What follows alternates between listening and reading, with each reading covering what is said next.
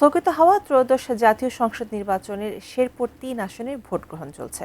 ১২৮টি vote কেন্দ্রে ৪,১৩,৩৭৭ জন voter তাদের ভোটাধিকার প্রয়োগ করছেন। বিস্তারিত শ্রীবর্দী থেকে সরাসরি যুক্ত হচ্ছেন সহকর্মী আসাদুজ্জামান সুমন। সুমন, এইখানে যে ভোট হচ্ছে এখন যে শেরপুর ৩ আসনে, তো সকাল থেকে কেমন অবস্থা দেখতে পাচ্ছেন আপনি ভোট কেন্দ্রগুলোতে? রমিতা, ধন্যবাদ আপনাকে। এই যে শেরপুর ৩ আসন অর্থাৎ শ্রীবর্দী এবং ঝিনাইগাতি আসনে কিন্তু এই সকাল 7:30 থেকে ভোট গ্রহণ অনুষ্ঠিত হয়েছে। বেলা বাড়ার সাথে সাথে কিন্তু ভোটারদের উপস্থিতি আমরা দেখছি। সব কেন্দ্রেই আমরা যেটি লক্ষণীয় দেখছি সেটি হচ্ছে নারী ভোটারের উপস্থিতি। নারী ভোটার কিন্তু চোখে পড়ার মতো উপস্থিতি আমরা দেখছি। আমি এখন রয়েছি বকচর সরকারি প্রাথমিক বিদ্যালয়ে। এটি শ্রীবর্দী উপজেলায় এই যে কেন্দ্রটি সেটি।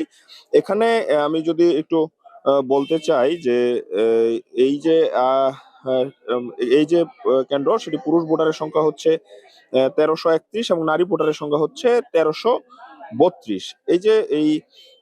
এই যে ভোট কেন্দ্র, এই ভোট কেন্দ্রে কিন্তু মোট ভোটার রয়েছে ২৬৬৩। আমরা যদি একটু জানিয়ে রাখি, এর আগে ৩ ফেব্রুয়ারি জামাতের প্রার্থী নুরুজ্জামান বাদলের মৃত্যুর কারণে কিন্তু এই আসনের নির্বাচনটি স্থগিত হয়।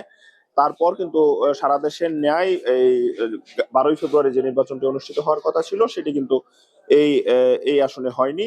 আজকে সকাল 7:30 থেকে এই আসনের ভোট গ্রহণ অনুষ্ঠিত হয়েছে। এই আসনে বিএনপির মনোনীত প্রার্থী রয়েছেন মাহমুদুল হক রুবেল, জামাতের প্রার্থী রয়েছেন আলহাজ মাসুদুর রহমান মাসুদ এবং বাসদ মার্ক্সবাদী প্রার্থী রয়েছেন মিজানুর রহমান।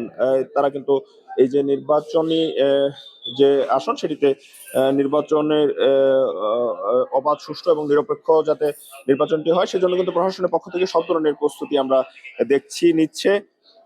আমরা যদি এই টোটাল উপজেলার পরিসংখ্যানটি বলতে চাই, সেটি হচ্ছে 17টি ইউনিয়ন এবং একটি পৌরসভা নিয়ে এই আসনটি গঠিত। এখানে প্রায় ৪,১৩,০০০ ভোটার রয়েছে।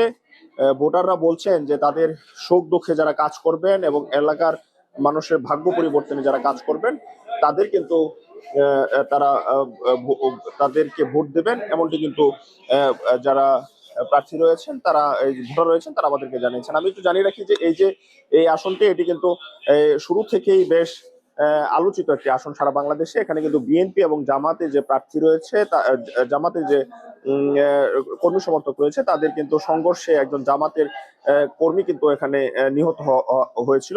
তারপর থেকে কিন্তু এই আসনটি একটি উত্তেজনাপূর্ণ এবং একটি গুরুত্বপূর্ণ আসন হিসেবে সারা বাংলাদেশে বিবেচিত হয়। আমি সকালে যে এই যে জামাতের প্রার্থী তিনি ভোট দিয়েছে তার সাথে আমরা কথা বলে যেমনটি জেনেছি, তিনি জানিয়েছেন যে এক ধরনের ইলেকশন ইঞ্জিনিয়ারিং হচ্ছে এবং ভোট প্রয়োগে বল প্রয়োগ করছে এমনটি কিন্তু অভিযোগ করছেন। তবে বিএনপির প্রার্থী যিনি রয়েছেন তিনি বলছেন যে কোন রকম অনিয়ম হচ্ছে না, অবাধ এবং সুষ্ঠু নিরপেক্ষ ভোট হচ্ছে এমনটি কিন্তু বিএনপির প্রার্থী আমাদেরকে জানিয়েছেন। সব মিলিয়ে এই ছিল রুমিতা আমার কাছে শেরপুর ৩ আসনের যে স্থগিত হওয়া নির্বাচনের ভোট গ্রহণ সেটি সবশেষ খবর।